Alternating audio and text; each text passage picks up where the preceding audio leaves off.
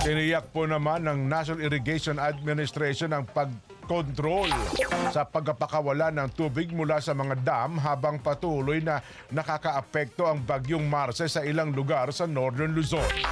Sinabi po ni NIA Administrator Ed Gulien na isasagawa ang kontroladong pagpapakawala ng tubig sa mga malalaking dam bago mag-landfall ang bagyo.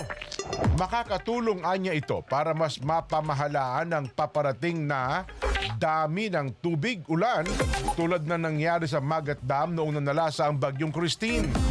Binigyang diin pa po ng NIA ang pangangailangan para sa high-level dam sa bansa, hindi lamang para sa water reserves, kundi para sa flood management infrastructures.